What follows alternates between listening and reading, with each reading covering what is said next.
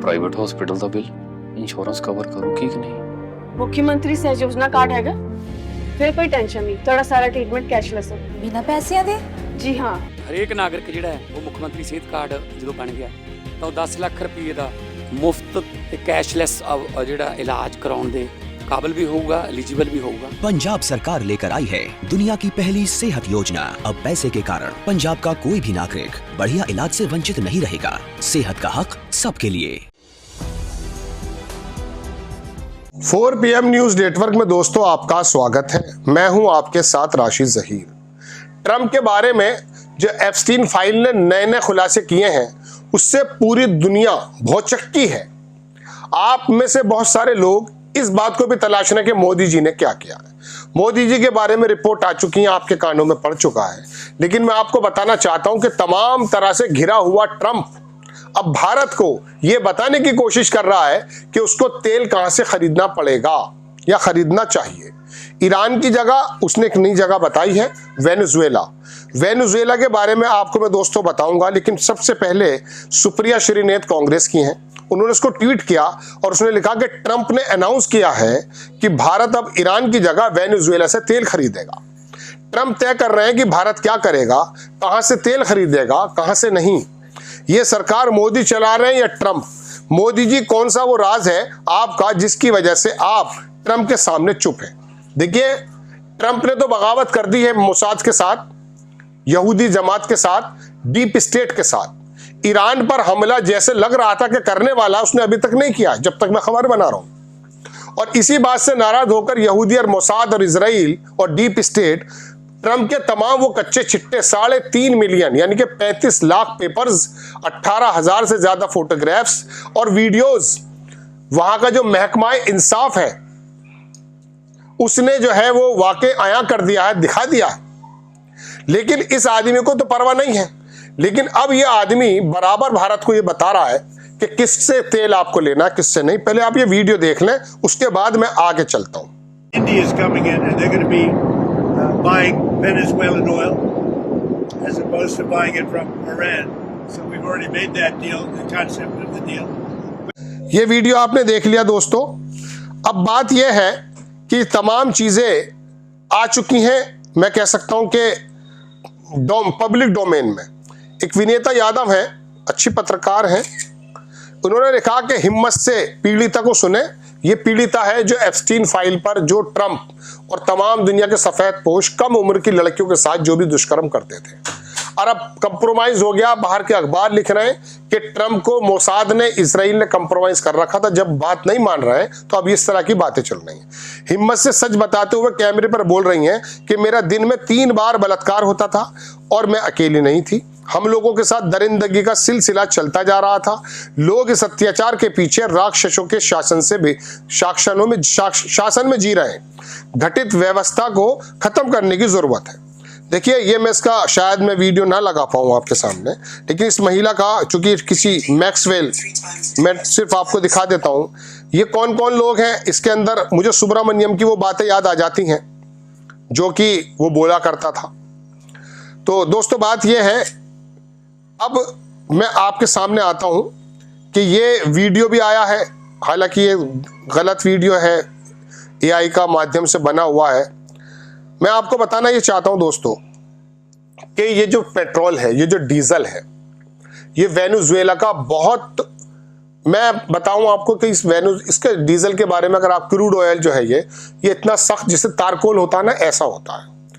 ये वेनेजुएला जब तक अमेरिका के तसल्लुत में था, अमेरिका के जेरे निगरानी में था, जब क्यूबा का फिदेल कास्त्रो, वेनेजुएला और क्यूबा मिलकर के इन्होंने अपनी वहां बगावत नहीं की थी, तो वहां पर सन 80 से 90 से 1 साल पहले तक वहां दोस्तों ये समझ लीजिए कि वहां अमेरिका की मुताबिक ही वहां क्रूड सारा का सारा वहां जाता था। अब 85% जाता था चीन में। अमेरिका की जो रिफाइनरीज हैं वो इस बहुत गाढ़े और तारकोल जैसे पेट्रोल को, क्रूड ऑयल को हल्का करके अपने इस्तेमाल में लेती थी। वहां की रिफाइनरीज ऐसी बनी हुई है। भारत की जो सबसे और दुनिया की जो सबसे बड़ी रिफाइनरी है अंबानी की, जामनगर में, उसको भी अगर आप करें तो वो उस क्रूड ऑयल के मुताबिक है या नहीं, इसके बारे में सोचने की जरूरत है।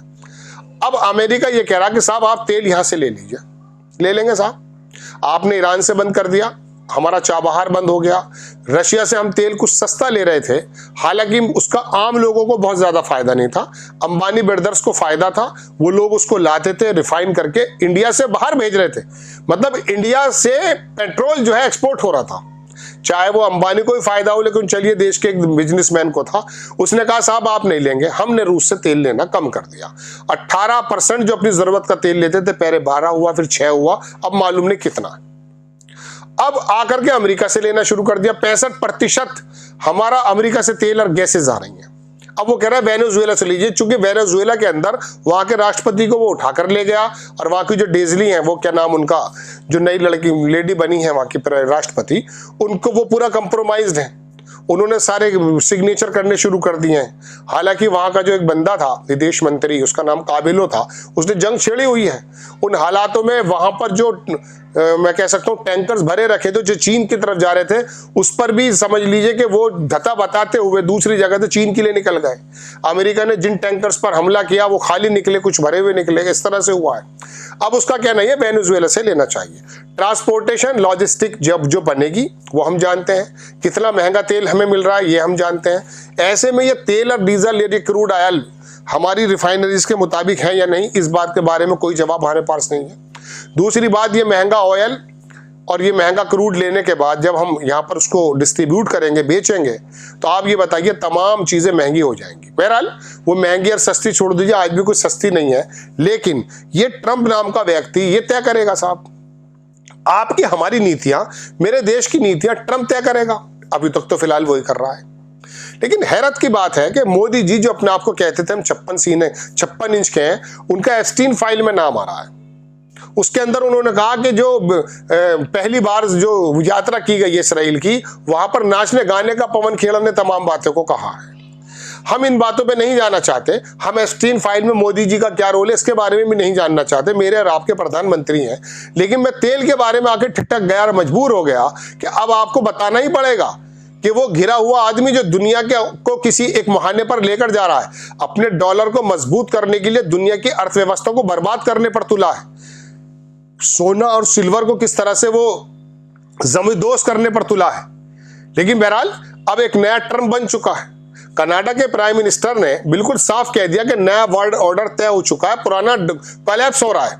उस पुराने कोलैप्स में जिसमें इसराइल और अमेरिका और हम इंडिया हम शामिल हो सकते हैं नहीं, हमें दुनिया के उस हिस्से में जाके खड़े हो जाना चाहिए जिस हिस्से में खड़ा है पाकिस्तान, जिस हिस्से में खड़ा है चीन, रशिया और तमाम मिडिल ईस्ट, मध्य एशिया, यूरोप के बहुत बड़े सारे मुल्क। चीन ने बता दिया कि हथियार से काम नहीं बनेगा, औजार से काम बनेगा। अब ये हमारा पेट्रोल और डीजल भी वेनेजुएला से तय कर रहा है। अब ये बताइए, ये प्रधानमंत्री हमारे प्रधानमंत्री मोदी जी हैं, नरेंद्र भाई मोदी हैं, या ट्रंप है?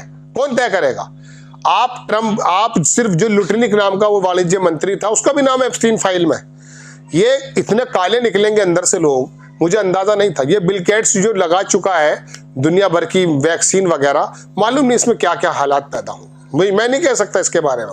ये दुनिया के तमाम जो खेल आपको लगते थे ना, जो वर्ल्ड हेल्थ सेंटर और WHO और ये दुनिया ये इस्तेमाल करते थे, इनको चलाने वालों की क्या क्या मिसालें आप और हम तो मान लीजिए कि जैसे भुनगे होते हैं ना मच्छर, उसकी भी औकात शायद कुछ हो, हमारी तो वो भी औकात नजर नहीं आ रही। ये लोग तय करते हैं, लेकिन कम से कम देश की तो नीतियां मोदी जी को तय कर लेनी चाहिए।